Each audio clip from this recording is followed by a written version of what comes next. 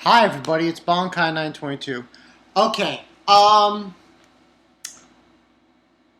Campione, God Killer, episode 5. This one, because I just did the Fairy Tale chapter review, so we'll do this. This one was strange. This was like a mixed bag, if you want to say. Kusanagi, obviously, he defeated Athena, and that was the whole bit on that. And this episode was actually, the beginning and middle was just a bunch of, you know, development, so to speak.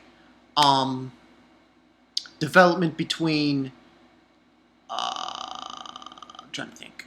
Development between Kusanagi and the other female character he's getting the hookup with. Man, this guy's a ladies' man. I'm sorry, man. Man, if I was him, I would be banging that shit. No fucking around. Erica? Oh my god. Come on. Come on. In fact, in the beginning episode of the episode, he's saying, wake up, you know, it's time to go to school and stuff. I told you I was gonna. And he notices that her underwear and her bra are on the floor. So she's sleeping naked, nude, and then she's like this. She's stretching her arms out. She wants him to clothe her. And I'm like, oh my god. Seriously? Oh man, it was so ridiculous. Clothe her? So he's like, I can't do it. You know, he's freaking out and stuff. And then we go from there, and then we go and get a scene with Mariya. She's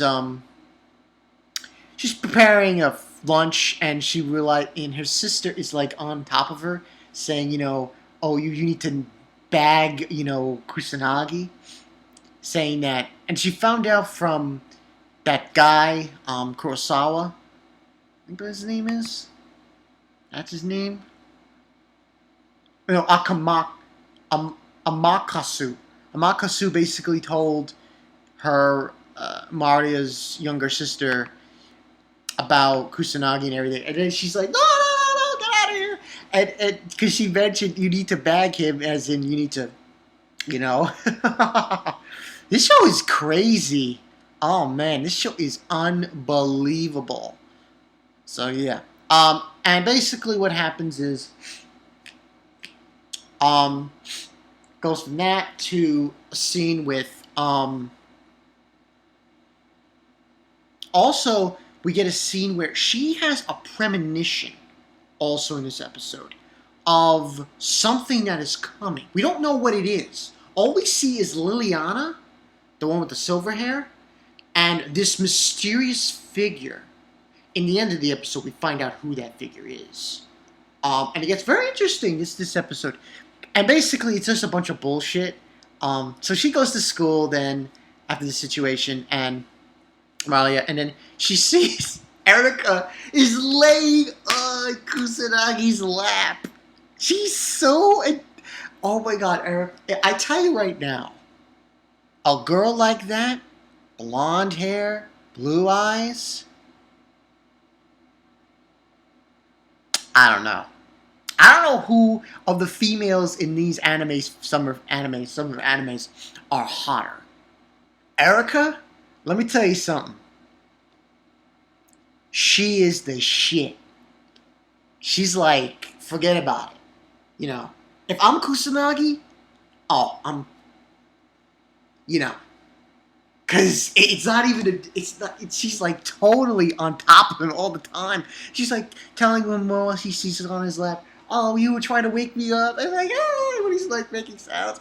And then Mariya's right there, and she's like, Kusanagi, she's got red eyes, and I'm like, oh my god, this is sick. This is crazy. This show makes it work. It makes it work. This whole kind of harem thing going on, and at the same time, he's this god killer.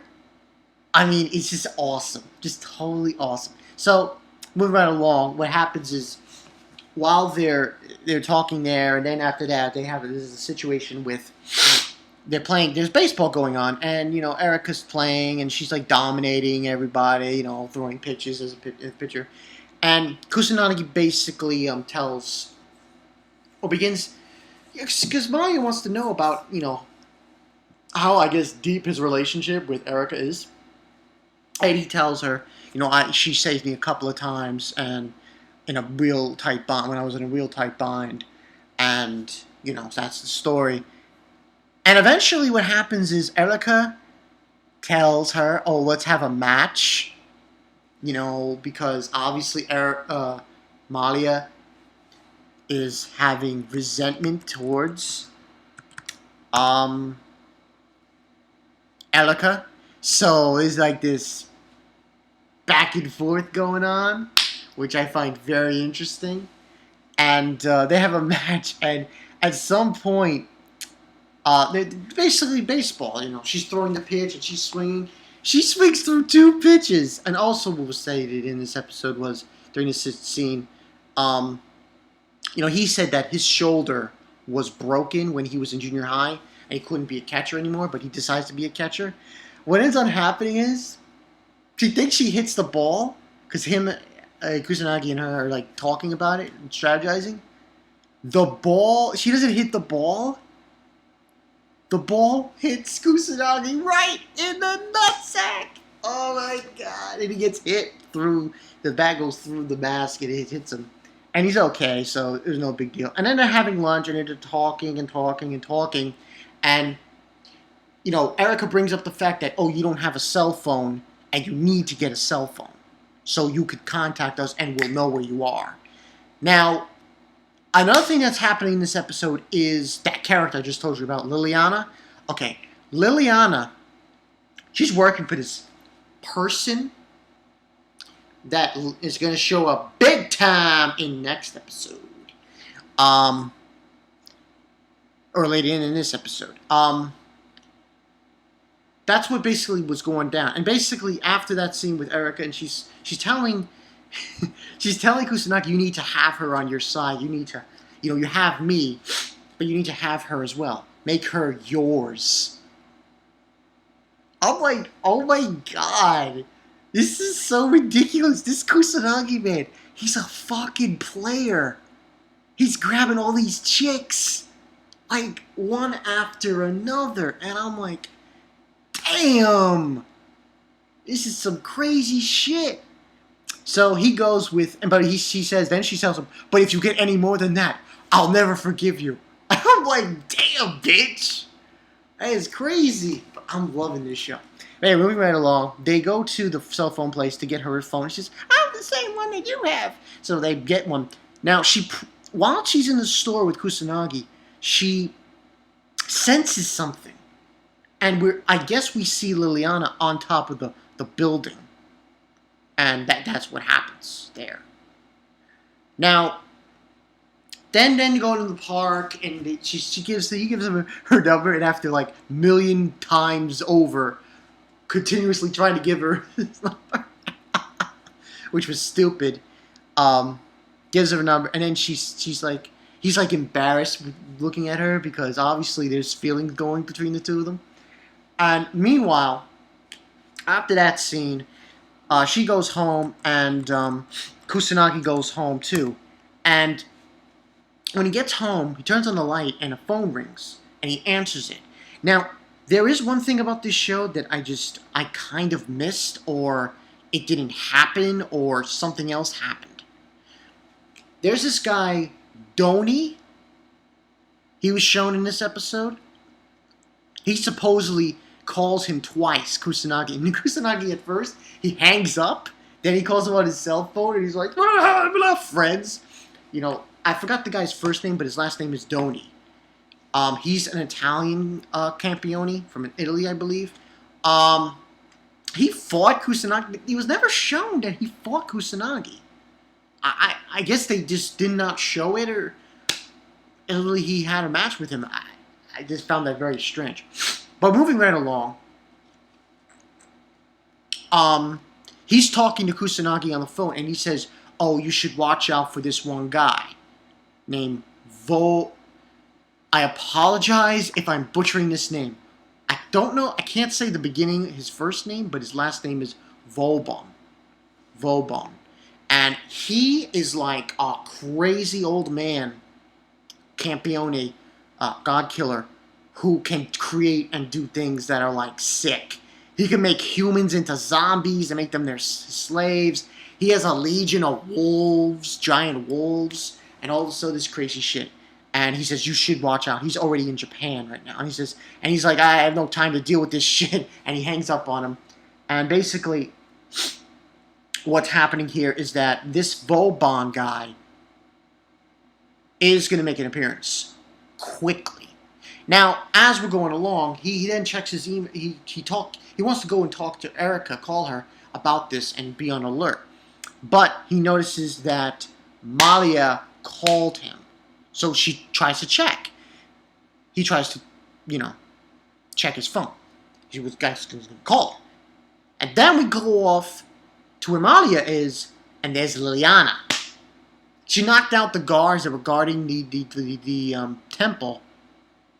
And when she gets up, she realizes, oh, it must be Kusanagi. She sees Liliana, and she looks at her and says, I'm sorry. Forgive me. She knocks her out, takes her to this castle, and she's backing away, and she says, Lord. And then there he is, Vobon. This guy looks evil as shit. Like, you can't get any more evil than what this guy looked like. He says, now you're mine. You'll do as I say. I'm going to use your assistance to perform this ritual that I guess is supposed to make him immortal or something. I don't know the specifics of what the ritual does, but she's supposed to do this ritual. Now, this guy is bad news. He's evil. He's got green eyes and shit. So yeah, that's basically what happened in this episode. Guarantee he seems like... Yeah, Goto, Kusanagi. He's gonna go to the castle to confront this motherfucker.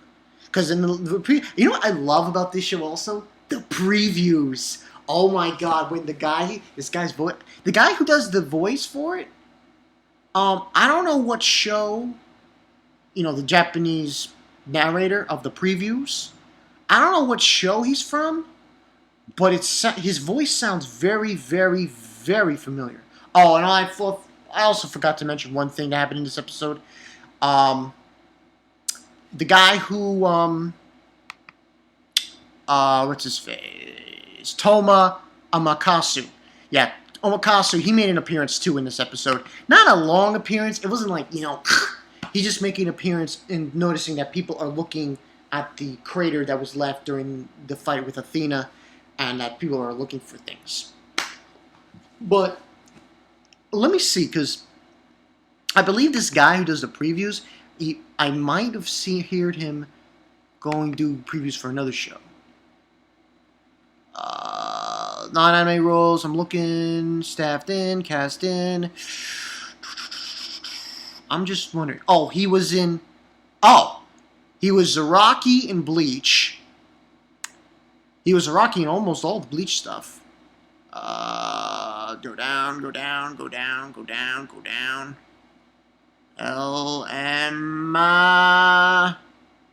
Yes. Yes. He was Akanu.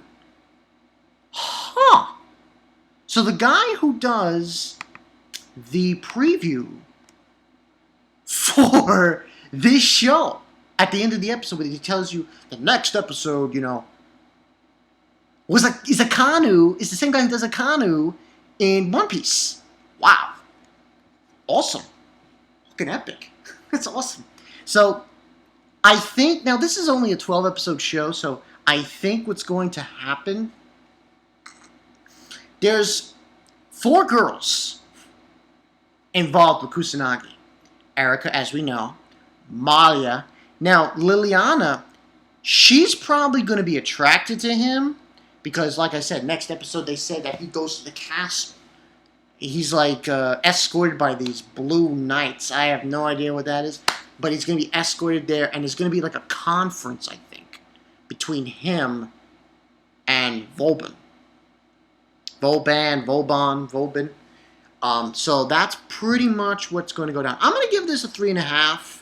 Like I said, the ending was spectacular. The ending was like intense, but more or less it was just them connecting, Mariya and Kusanagi. And now things are going to start clicking. Start clicking.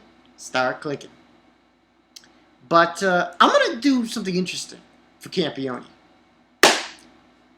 What do you thought? Comment-wise, you guys just chime in with the what you thought about this episode and so on and so forth. But I want to ask you guys another question. What are your thoughts on the females in this show? So far we got Mariya and we got Erica and the other two, Liliana, and there's another one that's supposed to show up soon. Which one is the hottest? That's the $1 million question. Which was the hottest? Because me, it's Erica. I think she's just, oh my god. Like, what is Kusanagi doing? Get on that shit, man. Get on that shit. She's hot. Blonde, blue eyes. She's Italian. Come on. Yeah, you can't better than that. But that's all I got for you guys. Campione, can't say this title. It's God Killer. Pretty good show. This is going to get good. 12 episodes. We'll see how this goes. I mean, it's already at episode 5, but, you got 6, 7, 8, 9, 10, 11, 12, 7 more. So, should be interesting. That's all I got for you guys. This is Bonkai922. I will see you guys later.